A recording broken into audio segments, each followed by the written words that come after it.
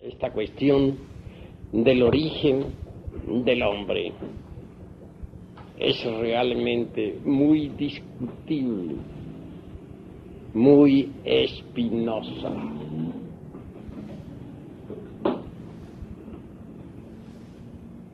Mr. Darwin sentó ciertos principios en su obra que deben ser recordados por los mismísimos antropólogos materialistas. Dice Mr. Darwin que una especie que evoluciona positivamente en modo alguno podría descender de otra que evoluciona negativamente.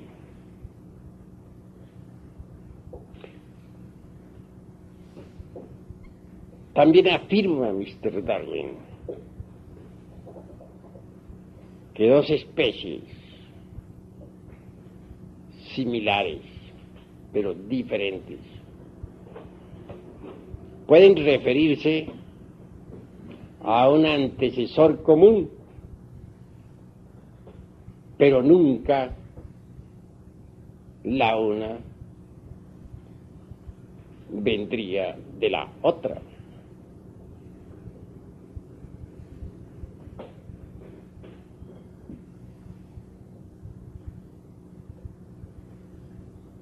Así que conforme nosotros vamos avanzando en estas disquisiciones de la antropología científica, obviamente encontramos ciertas contradicciones en el materialismo. ¿Cómo es posible que se ignoren los principios darwinistas?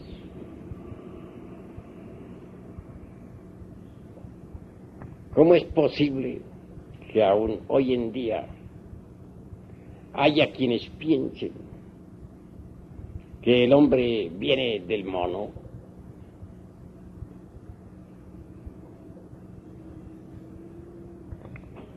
Incuestionablemente,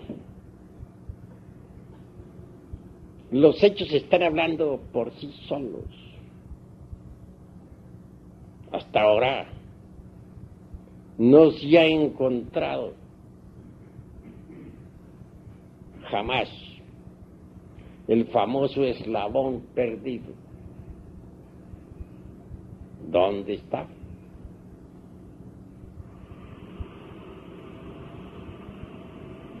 Mucho se ha hablado contra la existencia del padre de Manu, el Dian Choa. Pero son en realidad millones las personas en el mundo oriental y hasta en el occidental que aceptan al Dian Choa. Además es más lógica tal creencia que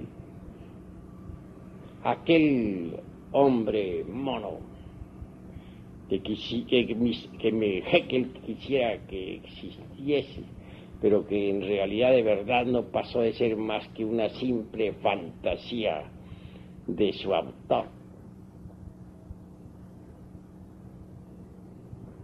Los tiempos van pasando y no se ha descubierto en ningún lugar de la Tierra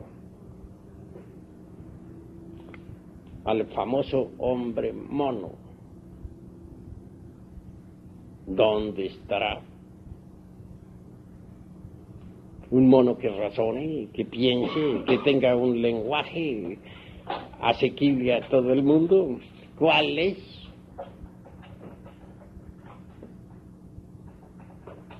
Incuestionablemente, esta clase de fantasías literarias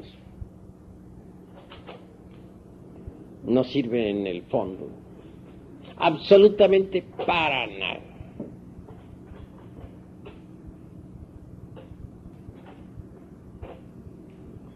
Obsérvese, por ejemplo, el tamaño de los cerebros.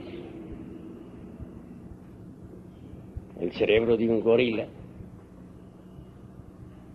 en volumen, no alcanza a ser ni siquiera la tercera parte del cerebro de cualquier salvaje de Australia, que bien sabemos, entre paréntesis, que son las criaturas más primitivas de nuestro globo terráqueo. Faltaría un eslabón que conectara al gorila más adelantado con el salvaje más atrasado de Australia. ¿Dónde está ese eslabón? ¿Qué se hizo? ¿Existe acaso?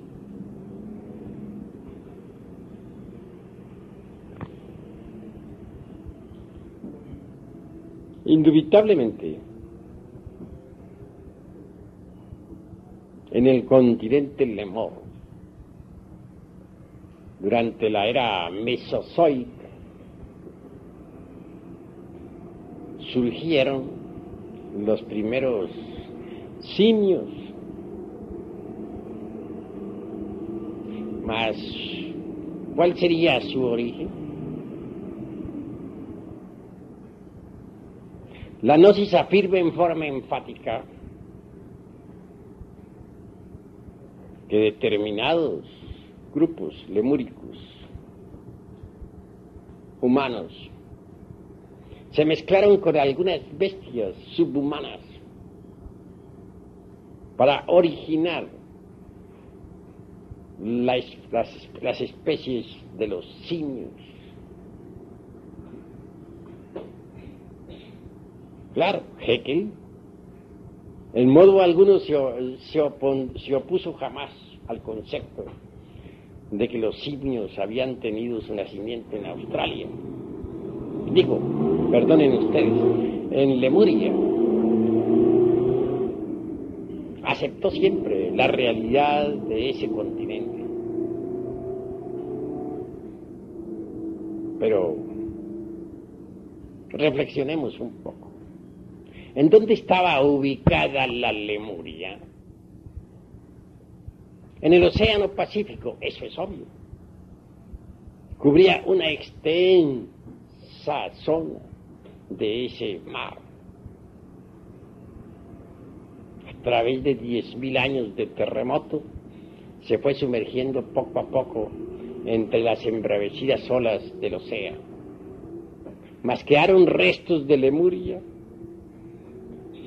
en la Oceanía, Australia, la isla de los Galápagos, la isla de Pascua, dispensen, etcétera. La Lemuria tuvo realidad, ocupó su lugar en un tiempo muy antiguo. Esto podrá molestar hoy en día a aquellos antropólogos materialistas, partidarios de la Pangea.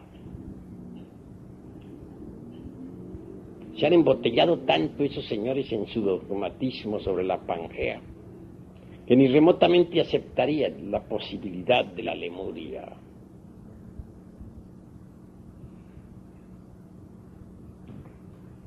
Que los simios hayan nacido durante la era mesozoica, en la época mismísima del Mioceno, tercera parte del Eoceno, no tiene absolutamente nada raro. Pero ahí no terminan nuestras afirmaciones. Otras especies de monos también tuvieron su origen en la Atlántida de Platón, que no pasa de ser más que un simple mito para los señores materialistas fanáticos de la Pangea. Sin embargo, la Atlántida existió, aunque ellos la nieguen. Y ya ha sido descubierto, aunque ellos se opongan. Cualquiera que haya estudiado el suelo marino sabe muy bien que entre la América y la Europa existe aún hoy en día una gran plataforma. Hace poco, precisamente, algunos científicos que descubrieran la Atlántida se propusieron explorarla desde España. Sin embargo, era la época del régimen de Franco y no les fue posible. La Atlántida no es, pues, lo que se cree, una leyenda fantástica. Tuvo realidad. El mapa del mundo en otro tiempo fue completamente diferente, distinto. Todo va cambiando. Aún la mismísima Pangea de los materialistas, antropólogos, tiene que haber sufrido de tremendos cambios. Pues bien sabemos nosotros que los continentes son flotantes. Ya don Mario Rosso de Luna lo ha explicado claramente. Y esto no debe sorprender a nadie. En eso sí están de acuerdo los fanáticos materialistas de la Pangea.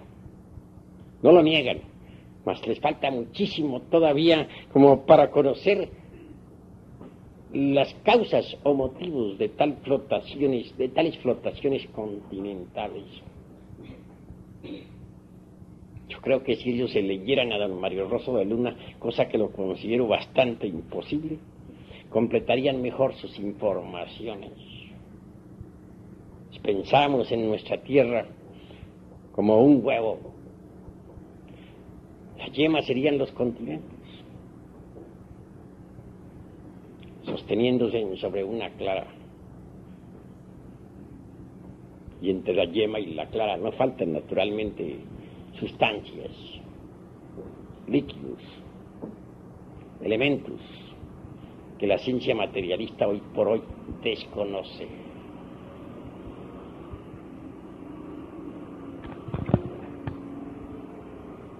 Hay quienes creen que ciertos tipos de monos superiores, o de changos, diríamos nosotros, como el gorila, orangután, chimpancé, vienen de Lemuria. También hay quienes afirman claramente que las clases inferiores, como el catirrino, catarrino, platirrino, etcétera, vienen propiamente de la Atlántida. En esto no pondremos objeciones, pero sí tenemos que reflexionar, y profundamente. Por ahora se están haciendo ciertos comentarios muy simpáticos. La ciencia materialista inventa todos los días nuevas hipótesis. Han establecido una cadena muy curiosa, ridícula por excelencia, con relación a nuestros posibles antepasados. Como rey de esa cadena aparece el tiburón,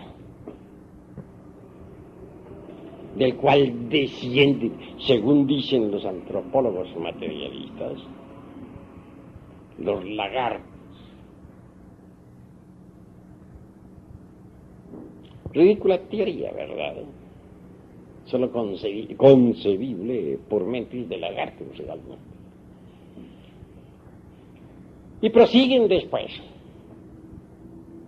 con el famoso opossum, otra criatura similar al cocodrilo, pero un poquito más evolucionada, según enfatizan. Y de allí pasan, siguiendo el curso de la gran cadena de maravillas, a cierto animalismo, al que se le ha dado por estos tiempos muchísima importancia. Me refiero en forma empática al lemúrido, o lemur, según le llaman.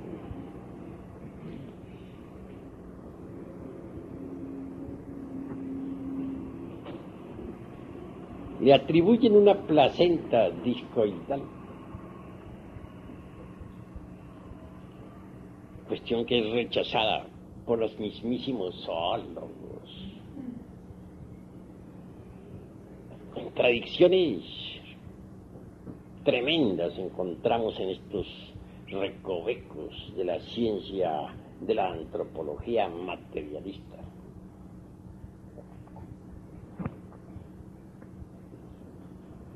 Prosigue la cuestión, diciéndose que de ese animalillo que pudo haber existido hace unos 150 millones de años, desciende a su vez el mono. Y por último, el gorila. En esa cadena el gorila es nuestro inmediato antecesor, el antecesor del hombre.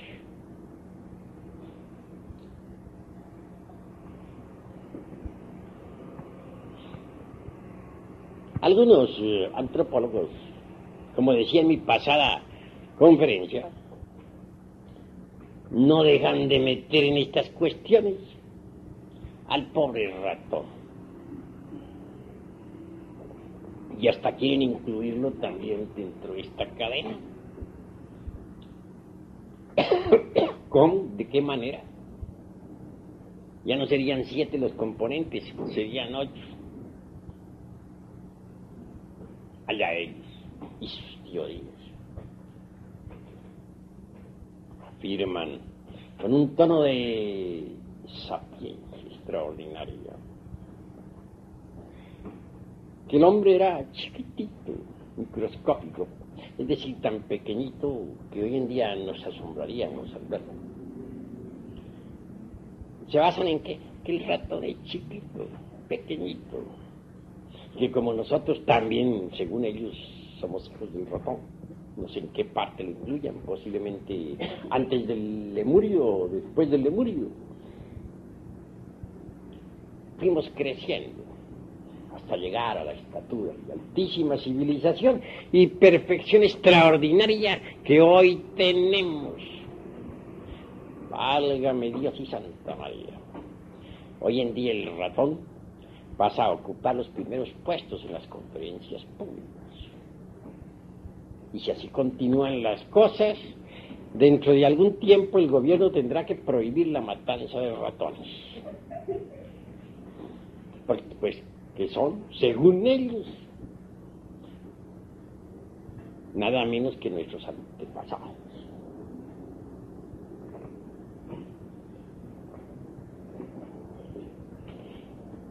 Pero, ¿dónde están los eslabones? ¿Cómo es posible que del tiburón, así porque sí, aparezca de la noche a la mañana o a través de unos cuantos siglos el lagarto?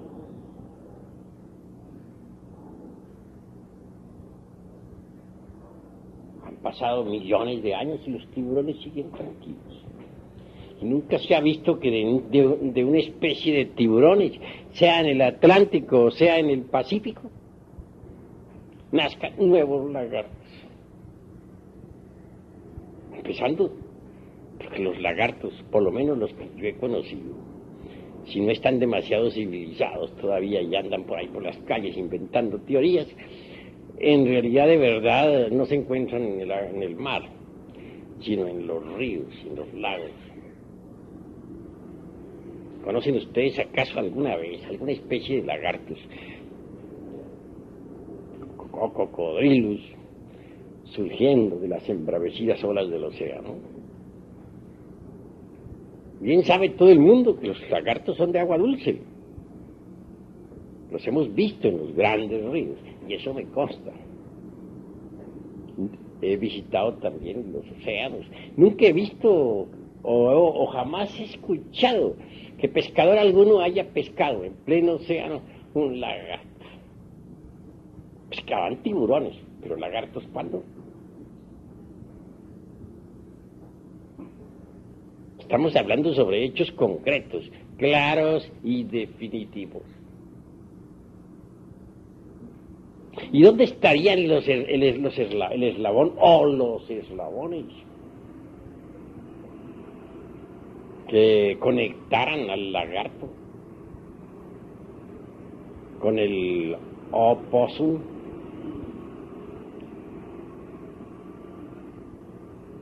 ¿Y dónde estarían los eslabones que conectaran al opossum con ese animalillo lemúrico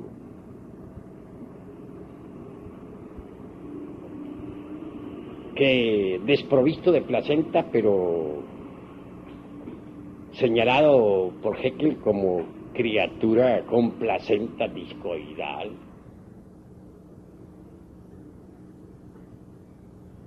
Prosiguiendo, ¿dónde estarían los eslabones que conectaran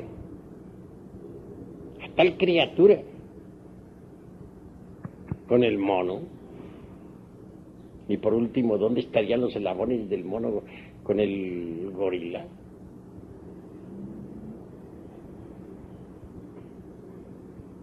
¿Y dónde estarían los eslabones del gorila con el hombre? ¿Cuáles son? Estamos viendo, pues, hechos concretos. Faltan los eslabones. Hablar así porque sí resulta demasiado absurdo.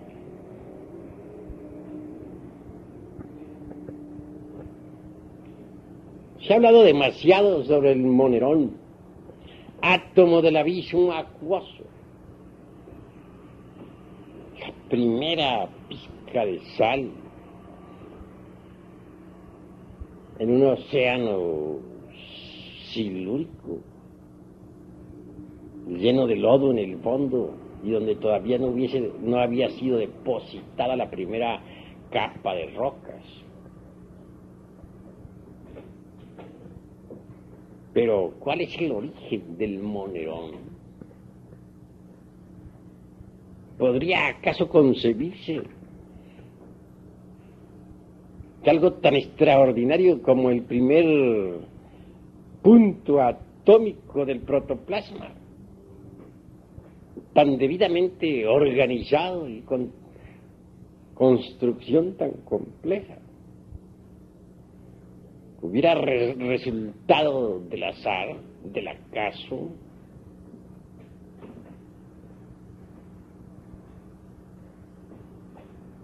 Tengo entendido que al negarse en los principios inteligentes a la naturaleza, pierde todo sentido de organización el protoplasma.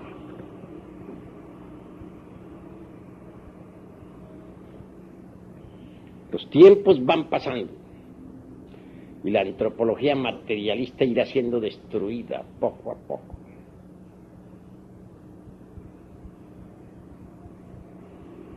No han podido hasta ahora los antropólogos materialistas decir en qué fecha y cómo surgió el primer hombre.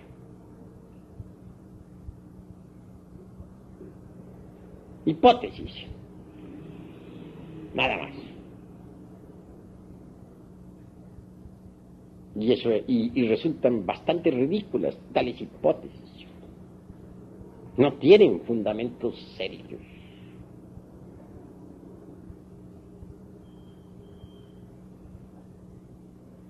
Mucho se apela en antropología materialista a la cuestión esa de la Australia. Resulta muy socorrida la posición de la antropología meramente materialista, al decir que las tribus descendientes, las tribus existentes en Australia, descienden del mono. Científicamente esto cae por el suelo. Si se miden cerebros y se hacen confrontaciones. El cerebro de un gorila muy avanzado, repito, no alcanza a ser ni la mitad en volumen al de un salvaje de Australia. Faltaría pues un eslabón entre el gorila más avanzado y un australiano salvaje. ¿Dónde está ese eslabón? Que nos lo presenten, que nos lo muestren. Aquí estamos todos para verlo. Afirmar así por afirmar, sin una base seria, pues resulta espantosamente ridículo. Decía en mi pasada plática que ellos, los señores del materialismo antropológico, afirman en forma demasiado grandilocuente que no creen sino en lo que ven. Pero los hechos están demostrándonos su falsedad. Están creyendo con firmeza en hipótesis absurdas que jamás han visto. Eso de decir que nosotros en su origen venimos del tiburón, establecer luego una cadena de caprichos simplemente por parecidos fisionómicos, demuestra en el fondo una superficialidad llevada al extremo. Si eso escriben, en verdad que es abusar demasiado de la inteligencia de los lectores. Si eso hablan, resultan en el fondo terriblemente cómicos y hasta absurdos.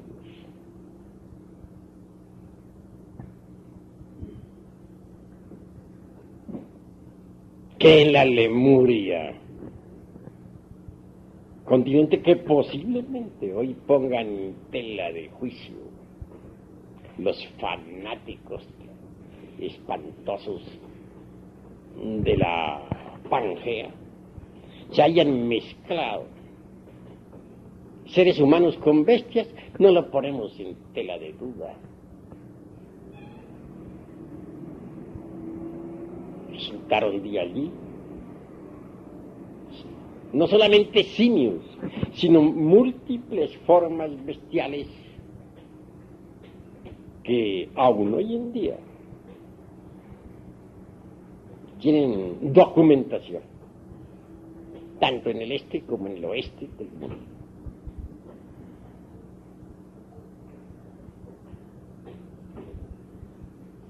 Citaremos como ejemplo ciertos extraños simios, lemures, que podrían servir naturalmente de mofa para los materialistas superficiales de esta época. Pero en verdad que uno debe afirmar con valor lo que es real. Me refiero a alguna especie que existía, que tan pronto se movía sobre manos y pies, como cualquier simio, como se erigía sobre sus dos pies. Rostros azules y también rojos. Productos del cruce de ciertos seres humanos con bestias subhumanas de aquella del Mioceno, especialmente de la época mesozoica.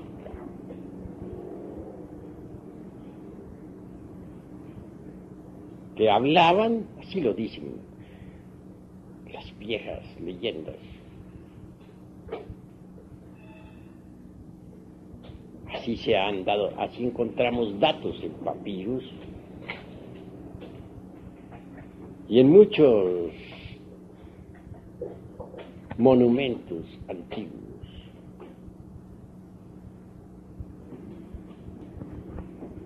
Así pues, fueron múltiples las formas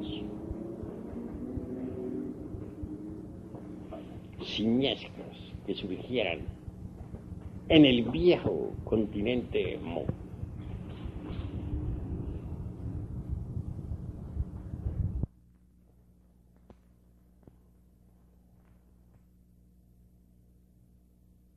Mas, ¿cómo surgiría el hombre? ¿De qué manera? Hasta ahora este ha sido un verdadero rompecabezas para los materialistas de Darwin y de Haeckel, y aún para los materialistas antropólogos contemporáneos. ¿Dónde podríamos nosotros hallar el origen del hombre?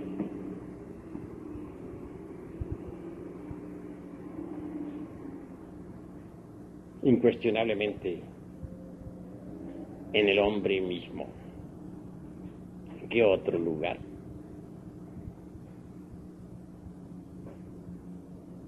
Concretémonos ahora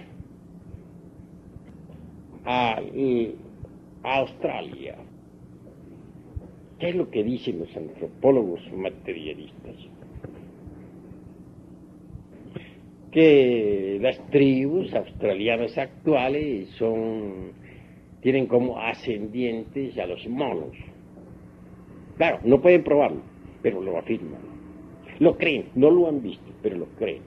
Aunque dicen que no pueden creer jamás cosas que no han visto. Por muchas transformaciones. Y actualmente existen. Habría que observar a tales tribus para darse una cuenta evidente de que se trata de mezcla de habitantes de antigua Lemuria con ciertas bestias de la naturaleza.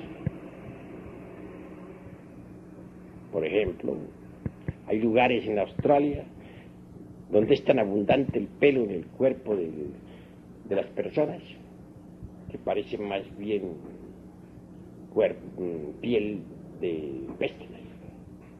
Eso da, naturalmente, una aparente base como para que los señores materialistas digan, sí, ahí, son hijos de los antropólogos. Nuestra teoría demostrada. Porque no, ellos, los antropólogos materialistas, son terriblemente superficiales. No tienen en verdad madurez en el entendimiento. Se trata de mentes en estado de decrepitud, degeneradas. Y eso es realmente lamentable.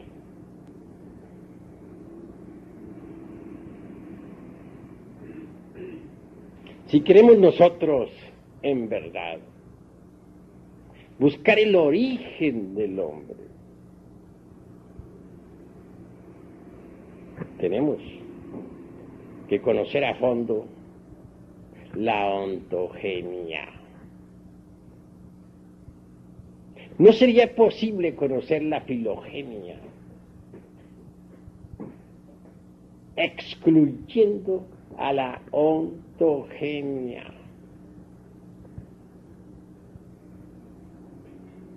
Obsérvese los procesos de recapitulación del ser humano entre el vientre materno. La naturaleza hace siempre recapitulaciones. Obsérvese una semilla, un germen de árbol. Allí hay un árbol en estado potencial, completo, solo falta que se desarrolle. Para que se desarrolle se necesita tierra, se necesita agua, y aire, y sol.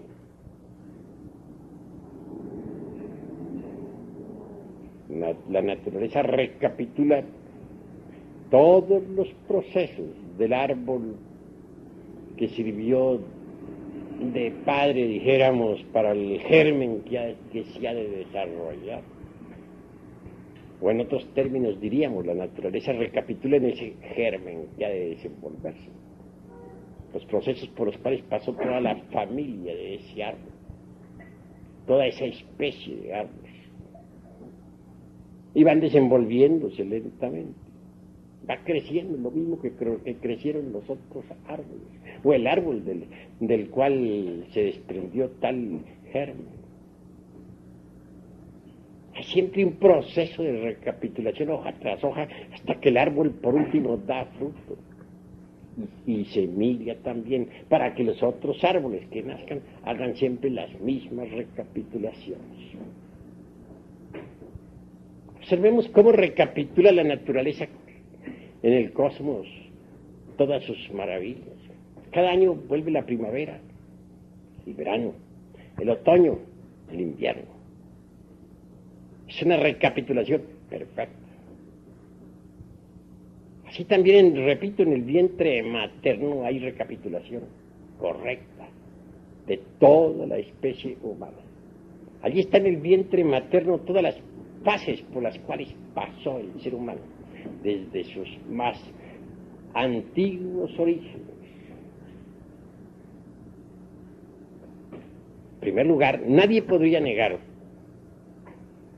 que en el vientre el feto pasa por los 4 reinos de la naturaleza.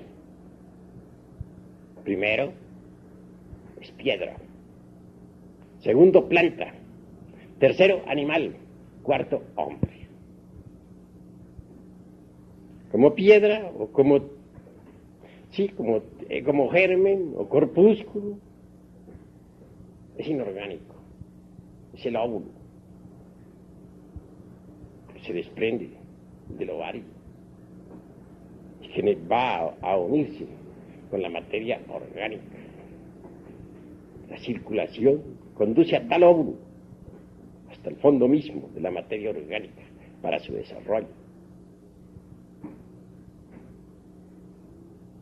En el segundo aspecto vemos nosotros el estado vegetal,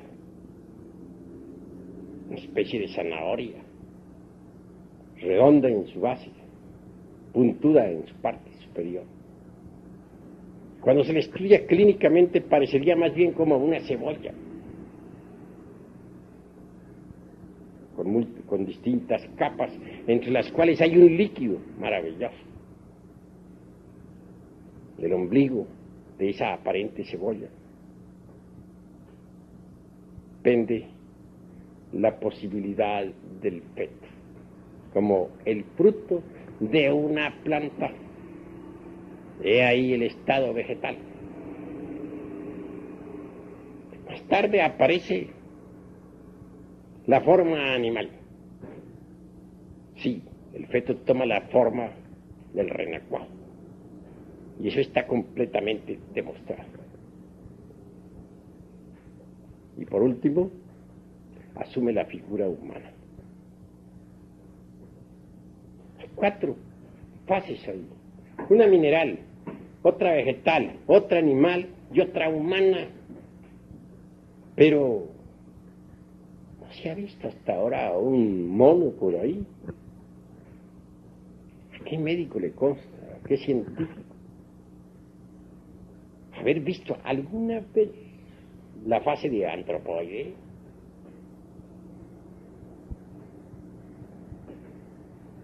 ¿Cuál es el doctor que ha visto que durante el proceso de recapitulación fetal alguna vez el feto tome la figura de un mono catarrino o platirrino, o de un orangután, o de un gorila? Así pues Es absurdo lo que la ciencia materialista afirma. El origen del hombre hay que buscarlo en el vientre mismo de la mujer. En esos procesos de recapitulación.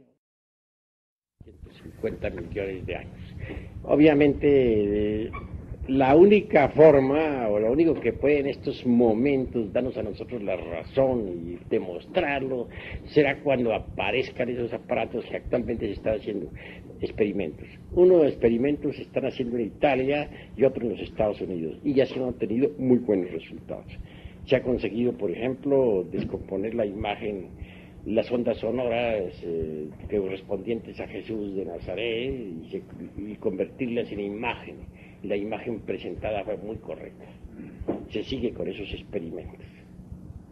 Claro, esto que estoy diciendo aquí no es para las pláticas, sino esa parte. Pero mientras llegue ese día, no nos queda más remedio que apelar nosotros a la intuición del Praña Paramita, que sí nos permite investigar ese sentido. El Paramita, en su grado más elevado, nos permite investigar los registros akáshicos de la naturaleza. Así que, en nuestro auxilio y para demostrar a las gentes, tenemos que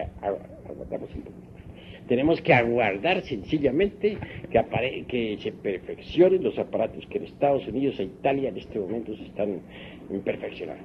La descomposición de las ondas sonoras del pasado en figuras, en imágenes. Se está ya marchando por ese camino. Antes no sería posible. Antes tenemos nosotros, si alguien quiere comprobar lo que estamos diciendo, tiene que entrar en nuestros estudios y dedicarse a desarrollar el sentido llamado intuición prana paramita. Si la desarrolla, si sigue nuestras indicaciones, por sí mismo podrá evidenciarlo. Eso es claro. ¿Hay alguna otra pregunta? ¿A qué se refiere exactamente la Pangea? La Pangea se refiere pues a los continentes flotantes, que un día estuvo Europa y América unidos y se fueron separando poco a poco a través del tiempo. Que Asia y América también que estuvieron muy cerca y luego se fueron alejando. Ya don Mario Rosso de Luna ha hablado ampliamente sobre la cuestión de los continentes flotantes. Ya sabemos que don Mario Rosso de Luna fue todo un gnóstico y todo un esoterista de verdad, ¿verdad? Sí. A ver. ¿Qué condiciones se presentaron o se necesitan para un cambio de una dimensión a otra y de una morfología a otra? Pues es claro que conforme la morfología del planeta Tierra cambia la morfología también de las criaturas. No es el antecesor legítimo humano muy semejante al antropoide, más no es un antropoide, ni nada que se le parezca. Pinta una similitud nada más de la época antigua, antes de que surgieran las actividades en el mundo propiamente físico-químico.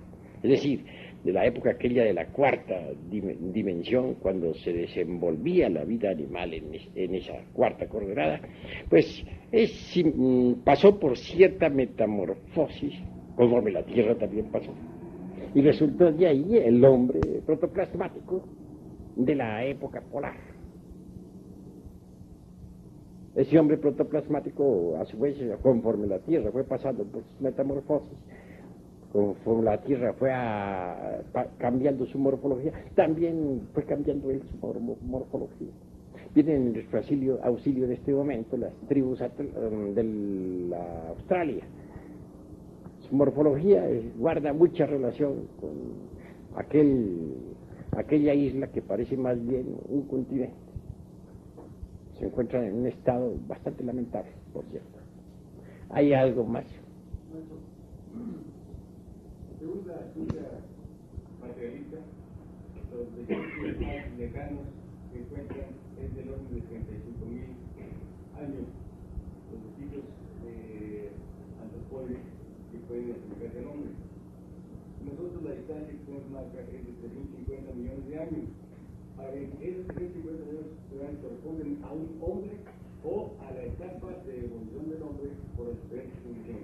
Bueno, hemos hablado de la época en que apareció el hombre. Ya como Hemos hablado de la tierra protoplasmática. Hemos hablado de la época en que el primer intento de hombre pasó por una transformación de su morfología, conforme la tierra también pasó por la misma transformación. De eso hemos hablado. Pero en cuanto a la afirmación que dices tú, de que los materialistas dicen que los datos que se tienen sobre el hombre, cuando mucho datan de unos 35.000 años, está un poco equivocado en tu concepto. Porque ellos aceptan, por ejemplo, para el Mioceno, tercera parte del Eoceno, edades que figuran entre los 15 y los 25 millones de años. Eso se ha aceptado oficialmente actualmente. De manera que ese concepto que tú tienes, más bien, resulta ahora extemporáneo. ¿Alguno otro tiene algo que decir? Maestro, cuando la esencia a través de la ley evolutiva pasa del estado de animal al estado de hombre, ¿tiene una existencia animal específica o no? Repite la pregunta, a ver. Cuando la esencia, por la ley evolutiva pasa del estado de animal al estado de hombre, ¿tiene una especie animal específica o no? Pues hay distintas líneas por donde se puede ingresar al estado humano. Eso es obvio, no es una especie definida. Claro está que no. Hay distintas líneas por donde se ingresa al estado humano. Ahora hay que tener en cuenta también, y eso lo trataremos después en próximas pláticas, que no solamente existe la evolución, existe también la involución. Al final de cada subraza, de cualquier raza, hay involución. Y al final mismo de toda raza hay involución. Eso es obvio, pero sobre eso nos ocuparemos más tarde. ¿Alguna otra pregunta? Sí. Maestro, usted habló de la cuarta, quinta y sexta dimensión. Hasta donde tengo entendido, a medida, entre más alta está la dimensión, más sutileza de la materia hay, ¿verdad? Así es. La quinta es más sutil que la cuarta, la sexta que la quinta. Así es. Entonces, ¿por qué razón están ubicados estos reinos en forma inversa? En la cuarta el animal, en la quinta el vegetal, en la sexta el mineral, que es el más denso. Porque, ahora concretando, porque esto no lo vamos a grabar para conferencia, puesto que los señores materialistas tenemos que hablar en forma diferente, no lo vamos a concretar para el libro, claro, sino aquí entre nosotros, diré lo siguiente. En el mundo de la mente, naturalmente se desarrolló la primera ronda de evolución. Lo primero que surgió allí fue el reino mineral. En el mundo astral surgió el reino vegetal. En el mundo etérico surgió el reino animal. Y en el mundo físico ya apareció el hombre sobre el casquete polar del norte. La primera raza, la raza protoplasmática. Después vinieron los hiperbóreos, después los lemures, después los atlantes y después los arios, todos nosotros. Ese es el orden. Claro que cuando uno está estudiando esas cuestiones en los mundos internos, pues ve las cosas en cierta forma que muy distinto y tiene que saberlo entender. Por ejemplo, es claro que las mónadas del reino mineral, durante la primera ronda, pues tienen figura humana. Y entonces uno tiene la tendencia a pensar que todos eran humanos ahí. Pero no, se trata de los elementales, sencillamente, del reino mineral. Se necesita muy buena capacidad de penetración, con la intuición prajna paramita, para ver el auténtico reino mineral, dejando a un lado sus mónadas. Lo mismo sucede con el asunto del vegetal en la segunda ronda, en el mundo astral. Uno ve elementales, personas muy inteligentes, millones de personas, pues son los elementales. Pero uno con la intuición prajna paramita concentra un poco mejor su atención y puede ver sencillamente que el reino vegetal es una cosa y otra muy distinta, las mónadas. Desciende uno a la tercera ronda, ve uno también puras criaturas bellísimas, inteligentes, comprensivas, que van, que vienen. Uno piensa que son hombres de la tercera ronda.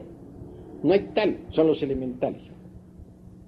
Y si se observa con más cuidado los cuerpos de esos elementales, se verá que tienen distintas formas animalescas que hoy en día, en esta cuarta ronda, ya no se ven. Formas animalescas diferentes.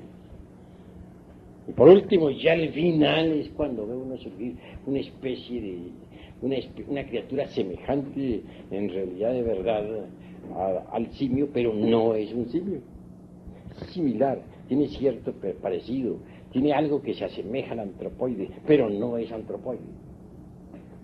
Claro, esa criatura, a su vez, al sufrir la Tierra un cambio, una transformación, al alterarse la metamorfosis de la Tierra, se altera también esa forma antropoide y aparece el primer hombre, la primera raza humana viviendo ya en el continente polar, que otrora estaba situado en la zona ecuatorial.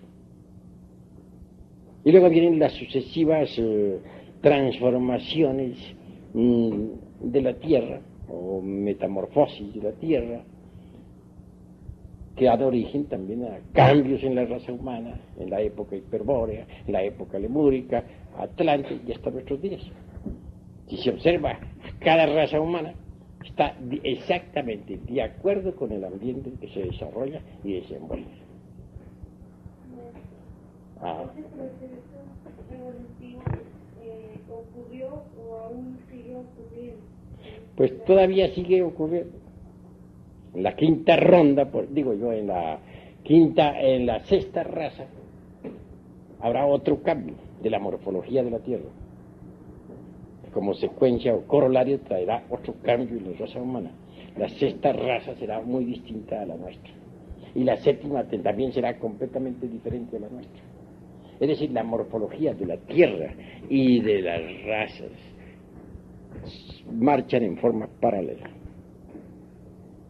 Eso es obvio. ¿Qué relación hay ahora entre, por ejemplo, los elementales que están en el reino mineral de esta tercera dimensión y estos procesos que estamos?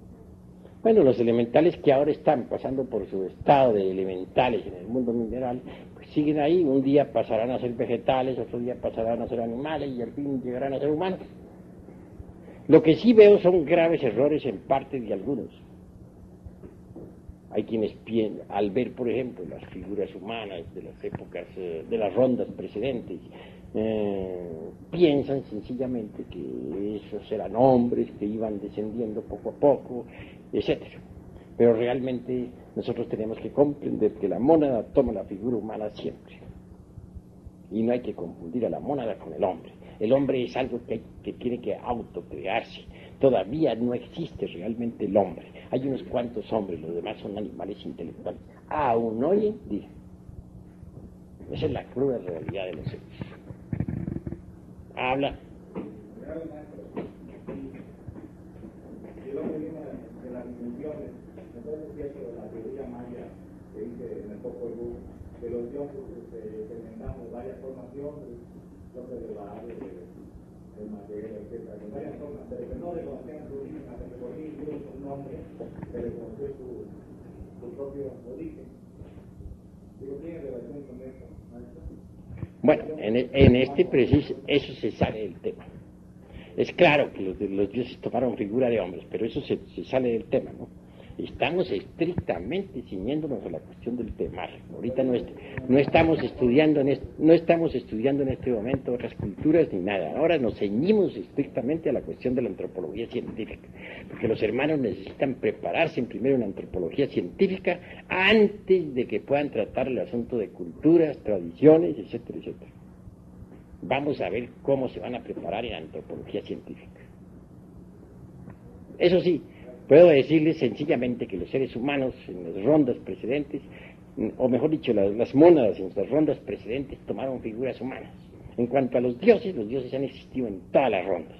Existieron en la primera ronda, junto con los elementales de la naturaleza, como existieron en la segunda ronda, en la tercera y aún hoy en día en la cuarta ronda. Y aún también puedo decir que hay muchos dioses ahora que tienen cuerpos humanos. Y eso es todo. A ver.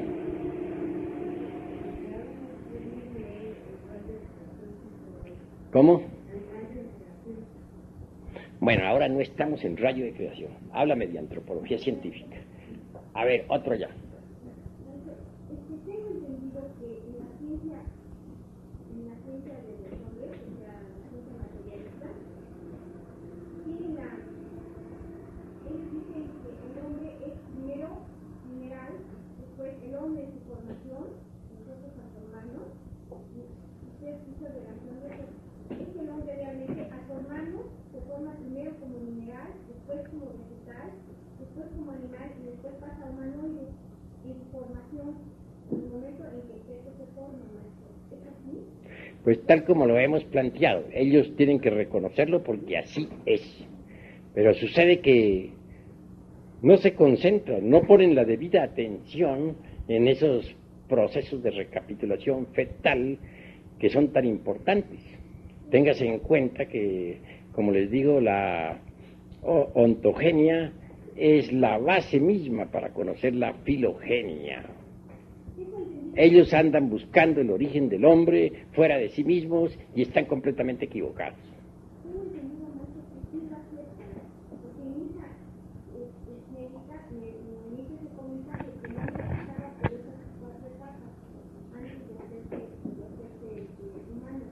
No lo aceptan. Aceptan perfectamente que pase por esas 4 etapas en el vientre materno, pero no son capaces de profundizar en la ontogenia, como es debido. Porque si de verdad aceptaran la ontogenia como es debido, no andarían buscando changos para saber de dónde nace uno, ni andarían asentando teorías tan absurdas como esa de en que se dice que venimos del ratón, o que de perdida venimos del mandril. Con esas afirmaciones se están demostrando hasta la saciedad de que verdaderamente no han profundizado en la ontogenia.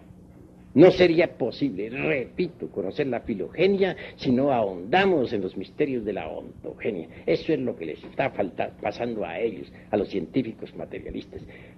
Ahora bien, si aceptaran de verdad la cuestión de que hemos pasado por los 4 reinos, deberían ahondar más en ese asunto. Tendrían que no negarle a los 4 reinos sus mónadas. Sin las mónadas no sería posible en realidad de verdad entender los procesos evolutivos de los 4 reinos de la naturaleza, ni el paso de cada uno de nosotros a través de los 4 reinos. Así pues ellos no saben de esas cosas. Ellos están únicamente buscando pruebas por otro lado. Quieren que descendamos del tiburón, quieren al hermano ratón. Ellos ahora ponen al ratón como primer señor de la casa. En todas partes se están buscando pruebas y realmente no han hecho sino fracasar, lamentablemente. Que ahonden en la ontogenia para que conozcan la filogenia. Que busquen el origen del hombre dentro del hombre mismo. Que no anden buscando el origen del hombre fuera del hombre, porque eso es absurdo. Y ellos andan buscando el origen del hombre fuera del hombre. Eso es absurdo, en un 100%. A ver. Maestro, usted indicaba de que la tesis gnóstica es de que el hombre, el origen del hombre proviene del mono, de una unión de relación entre hombres y bestias, cierta clase de bestias. ¿Esas bestias existen hoy en día? Lo que he dicho es que los monos sean los descendientes de Lemuria, como orangutanes, gorilas, chimpancés, o los descendientes de Atlántida, como los catirrinos y platirrinos, etcétera, tienen un antecesor que es el hombre y la bestia. Porque ciertas tribus lemúricas se mezclaron con bestias y de ahí resultaron determinados tipos de simios. Lo mismo sucedió al final de la Atlántida. De manera que hay bestias que son, hay simios que vienen de Lemuria y hay otros que vienen de final de Atlántida. Algunos simios vienen del Mioceno y de la mismísima época mesozoica. Y hay otros simios que vienen del final de la Atlántida. Esa es la cruda realidad de los hechos. Maestro, una pregunta que se le hizo, se refería al origen del hombre y usted hablaba de 350 millones de años aproximadamente. pero yo creo que más que todo debemos tratar de precisar las diferencias. Y que en realidad de verdad, si quieren que les especifique, con mucho gusto les especifico. Obviamente que hay que distinguir entre el hombre, hombre, y el animal intelectual. Eso es obvio. Hombre, hombre son los de la época, las tres primeras razas. Animal intelectual. ¿Cómo nació el animal intelectual? Fue de la mezcla de algunos hombres que degeneraron durante la época del Mioceno, o sea, tercera parte del Eoceno. Se mezclaron con bestias de la naturaleza. Y ahí nacieron determinados monstruos, como ya les dije, ciertos simios de que se sostenían sobre las palmas de las manos y los pies, con rostros azules, otros con rostros rojos, y que hablaban, que de pronto se erguían sobre sus dos pies, gigantescos, horripilantes, e innúmeras bestias de toda clase. Obviamente que de algunas de esas bestias humanas salió lo que se llama en realidad de verdad el animal intelectual que hoy en día todavía existe. De manera que en nombre de la verdad tengo que decirle que ustedes vienen de esa mezcla. Son animales intelectuales. Será un poco duro para ustedes, pero es la verdad. Distínguase entre los animales intelectuales y los hombres. Los hombres son de la primera, segunda y tercera raza. De finales de la tercera raza para acá son puros animales intelectuales. Mezcla de hombres que se degeneraron con bestias de la naturaleza. De ahí surgieron los animales intelectuales. Claro, antes de poder caminar sobre sus dos pies, pasaron por ciertos cambios muy difíciles hasta tomar la semejanza de los hombres reales. Esto no quiere decir que no hayan tenido el órgano conductivo, la cola, como usted ya lo sabe. Pregunta. Perdón, maestro. O sea, a lo largo de su disertación fue relacionando el aspecto morfológico con el aspecto ontológico, ¿verdad? Podríamos decir que esa es la metodología de la antropología gnóstica, apelar, digamos, al aspecto físico o cambio de la forma, y aparte de eso, el estudio de la esencia, ¿no?, de la mónada. Mira, voy a decirte, la cruda realidad de los hechos es que si tú no estudias la ontología, la morfología, no podrías entender esto, ¿no?, a fondo, ¿no? Obviamente que dentro del vientre materno, es decir, de la ontogenia, puedes descubrir las huellas del ser humano, por dónde ha pasado, cuáles son sus fases, sus cambios, su morfología, etcétera, etcétera, etcétera. Y es relacionado exactamente a la ontogenia con la filogenia. He hecho pasar por la mente de ustedes, ¿no?, todos los procesos de la filogenia a través de la ontogenia. Y llego a la conclusión de que si queremos conocer la historia del hombre realmente, los procesos evolutivos por los que hemos pasado, necesitamos forzosamente ir al vientre materno. Ahí vemos en la ontogenia todo el proceso histórico de la filogenia. Esa es la cruda realidad de los hechos. Que hayamos sido piedra, exacto, que hayamos sido planta, que hayamos sido animal, correcto. Pero obviamente no sería posible el movimiento de la filogenia si no existieran las mónadas. Son las mónadas precisamente del reino mineral que pugnan, luchan por llegar un día al vegetal. Son las mónadas vegetales que un día luchan por llegar al animal. Son las mismas mónadas del reino animal las que un día originan el primer espécimen de hombre, que mediante un cambio morfológico de acuerdo con la tierra hace que aparezca realmente el hombre primitivo, el hombre real. Claro. Al llegar a esto de hombre primitivo, hombre real, pues estoy hablando en una forma simbólica, pero bueno, me estoy refiriendo a la figura humana, porque ya sabemos que para poder fabricar al hombre, pues hay que trabajar mucho dentro de sí mismo. Pero no me estoy deteniendo en esos análisis ahora, porque quedarían ustedes confundidos. ¿Hay alguna otra pregunta? A ver, hombre.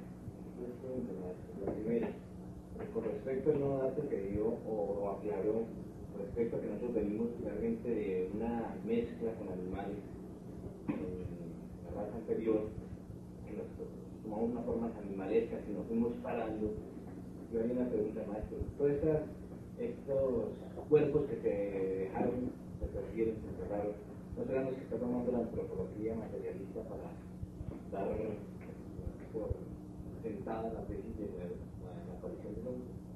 Realmente que no, porque la antropología materialista está poniéndonos una cadena absurda. Tiburón, primero que todo, lagarto segundo, opossum tercero, luego el animalillo lemur, y con posibilidades del ratón, que ya como les dije pasó a ocupar un puesto muy elevado, y luego sigue el mono, y por último el gorila, y del gorila a la... ahí la cadenita. Una cadenita absurda porque faltan los eslabones. ¿Dónde están? Ellos ligan en una forma mecánica todo esto, no solamente desde el tiburón, sino desde mucho antes, es más, desde la célula esta que el maestro ha citado en la profundidad de los mares, y más atrás de la aparición misma del planeta, que es la pregunta que hice hace 8 días, sobre el escenario. Cuando el maestro dice, bueno, en la cuarta ronda, cosa que no vamos a explicar cuando vamos a presentar, aparece el hombre o la figura humana, ya aparece físicamente, aparece sobre el planeta, sobre la raza polar, en ese momento estábamos sobre el meridiano, sobre el Ecuador. En ese entonces, cómo la antropología necesita, si quiere, y es necesario para nosotros también, una claridad como la hemos tenido en lo que ha dicho el maestro, una claridad también respecto a la aparición del planeta. O sea, a través de una lógica poder demostrarles que lo que ellos exponen, cómo apareció el planeta a través de la nebulosa que se fue condensando y aparece con el planeta con sus mares, y ahí va a salir la célula esta que se va a salir en algas, y de las algas del tiburón, Correcto, estoy de acuerdo con eso. Pero si nosotros hiciéramos una mezcla de todo eso ahora, si mezcláramos nosotros en este momento de las cuestiones de la cosmogénesis con la antropología, en estos instantes, en primer lugar, no nos alcanzaría toda la noche. Nos echaríamos aquí por lo menos unos 6 meses. Tendrían que traernos el desayuno por debajo de la puerta. Esto no concluiría jamás. Vamos a ir desarrollando el tema por orden.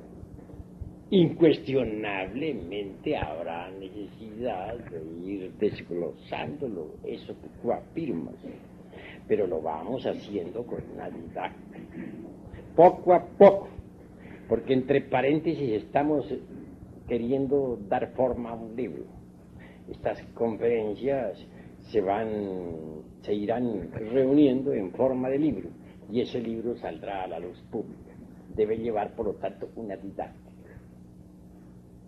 No hay duda, y quién puede negarlo, de que existió una tierra protoplasmática. Existió, y por lo tanto un hombre protoplasmático, el primer bosquejo de hombre en la época polar. Tampoco podemos negar nosotros que la Tierra estuvo ubicada en otros tiempos, en el mundo astral, en el mundo mental. Pues claro, fue cristalizando poco a poco hasta llegar a la época actual.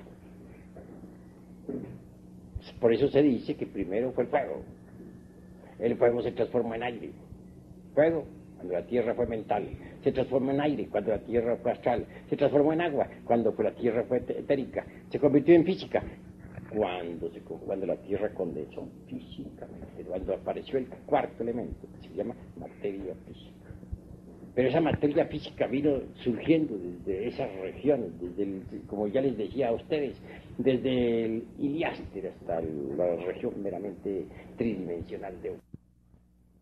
Lo del fuego, ellos hablan también de que era un gran fuego que se volvió aire, pasó a ser un mar, agua, después se salió la tierra, y después pasó con una forma, ya que está la tierra, está la forma material, y ya está, digamos, el mineral.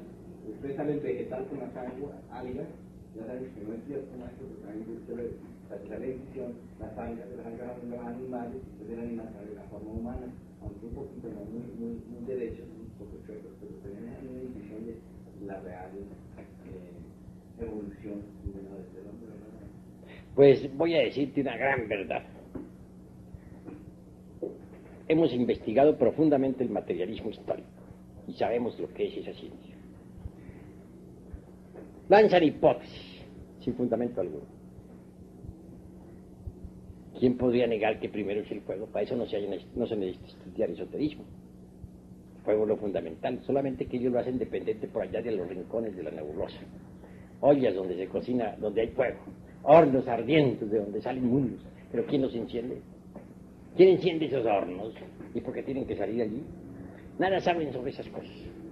Y luego hacen unos planteamientos de vertebrados, comenzando por el simple protoplasma de Haeckel allá arrojado en el fondo de un mar lleno de lodo, porque ni siquiera han aparecido las primeras capas de piedra en la época todavía silúrica. Pero ¿le consta eso a los señores materialistas? ¿Qué pueden ellos saber sobre la constitución de nuestro mundo en el alborear de la vida? Absolutamente nada. No podríamos negar que hemos pasado por las fases de piedra, planta y animal y hombre. Correcto, pero ¿dónde, cuándo y cómo? ¿Saben ellos acaso algo sobre las dimensiones superiores de la naturaleza y del cosmos? Mientras ellos estén negando la posibilidad de una cuarta dimensión, y de una quinta, y de una sexta, y de una séptima, no podrán saber nada sobre el origen de la vida. Imposible, puesto que en realidad de verdad toda evolución comienza incuestionablemente desde la primera ronda y viene a cristalizar físicamente aquí en el mundo físico, después de ya la mitad del camino.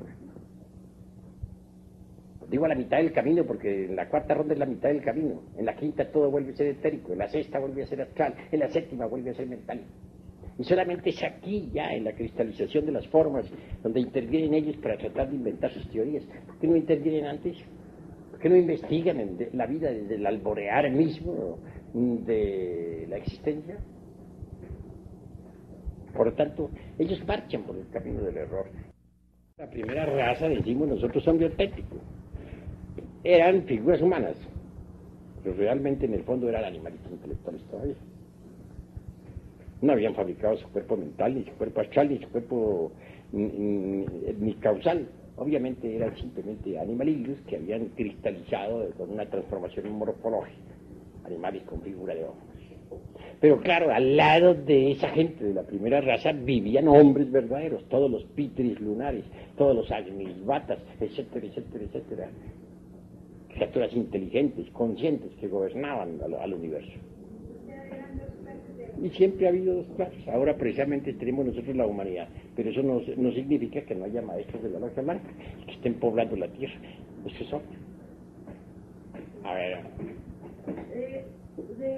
Pienso que de cualquier modo, de un paso, digamos, de una raza a otra, hay un proceso en ese cambio morfológico en el maestro. Hace 8 días yo le preguntaba de las mutaciones hereditarias y que nos explicaba usted que no hay tal mutación. Pero entonces ese cambio, ese proceso de, digamos, de una forma a otra forma de ser humano, ¿cómo se da? Bueno, hay cambios morfológicos. Sí, Esos marchan de acuerdo con la naturaleza. Porque una cosa es el lemur gigantesco, descomunal, de 4 metros de estatura, que no cabría aquí en este salón. Y otra cosa es el hombre de la quinta raza, una persona de nuestra época. Conforme van cambiando, conforme la morfología de la tierra va cambiando, la morfología de las criaturas cambia también. Pero una cosa es una cosa y otra cosa es otra cosa. Pensar que mediante esos cambios el mono se haya convertido en hombre es completamente diferente y absurdo, además. ¿Qué otra pregunta hay? Maestro, en cuanto a eso de las condiciones que se requieren para un caso como el del mono, que es algo excepcional, que provenga del hombre. Pues hoy en día no es muy posible, pero en aquella época de la antigua Lemuria, en pleno Mioceno, y aún más durante la época de los reptiles, la época mesozoica, las condiciones eran diferentes. Los rayos, dijéramos, del Okidanok omnipresente y omnipenetrante se intercambiaban en forma diferente y hacían posibles tales cruces sexuales entre hombres y bestias. Aún más, en la Atlántida todavía eran posibles sus cosas. Hoy en día ya cuesta mucho trabajo. Puede un hombre caer en la bestialidad o una mujer en la bestialidad y ya difícilmente sale de ahí una criatura. Así pues que ha habido cambios en la morfología de la Tierra y en las fuerzas ocultas que la gobiernan. Quería referirme, maestro, que hace poco sucedió en la costa norte de Colombia una mutación de un tipo de un niño que nació con cara de marrano, no puede sobrevivir, se murió a los pocos instantes, pero sí eso tuvo grandes revuelos y se hizo algo internacional, fue en Sabana Larga. Bueno, pero no vamos a pensar que la mamá de ese niño se haya metido con un cerdo, ¿no? Me parece imposible. Es posible que la madre haya fijado muy bien su imaginación en algún cerdo, ¿sí? Y que eso se haya grabado completamente en el feto, haya modelado el feto. El hijo lo tuvo fue la marrana. ¿Cómo? La marrana. Ah, entonces cambió la cosa, pues. Bueno, ahí sí ya cambió la cosa, entonces ahí sí pudo haber habido un chango muy especial, ¿no? Que se haya metido con la marrana, ¿sí? Esos son casos posibles, pero no definitivos, porque no puede decirse que ese cerdo haya sobrevivido con rostro humano y con cara humana. No logró sobrevivir. Claro, el macho que se haya metido con esa cerda, incuestionablemente es cerdo también. Es obvio. Bueno, a ver. ¿Cómo podríamos definir la antropología gnóstica? Bueno, es una antropología por oposición diferente a la materialista, ¿no? Pues ya sabemos nosotros que antropos es hombre, ¿no? Tropos, hombre. Y antropología, pues, el origen, historia del hombre, ¿no? Sí. Pero gnóstico quiere decir gnosis, conocimiento. Es un conocimiento antropológico más profundo, ¿no? Que va a su raíz gnóstica, a su raíz sapiente. Va a buscar el verdadero homo sapiente. Busca el homo sapiente a través de otro sistema de estudio diferente, que es el gnóstico precisamente. Es un sistema diferente y llegamos al homo sapiente por un camino muy distinto. Llegamos al homo sapiente a través de nuestra propia investigación. No andamos buscando afuera, buscamos dentro de nosotros mismos. Y dentro de nosotros mismos encontramos al origen verdadero del hombre. No fuera, sino dentro. A ver. Pero, yo hace poco leí en algún lugar que en Rusia estaban haciendo unos experimentos de relación entre monos y seres humanos. ¿Habrá la posibilidad de que salga algún ser de ese cruce? Pues sí, se obtuvo ya de 100 mujeres que fueron inseminadas con zoospermos de monos, salieron 100 niños que murieron. Es posible, pues, que eso sea así. Están buscando los científicos saber por qué murieron. Eso es lo que falta saber, por qué murieron. ¿Qué buscan los rusos con eso? Crear una raza de esclavos para que se ocupen de trabajos sencillos, manuales, mientras ellos se dedican a las artes y a las ciencias. Así piensan. Como les digo a ustedes, dos especies diferentes, aunque similares, pueden tener un antecesor común, pero nunca una depende de la otra.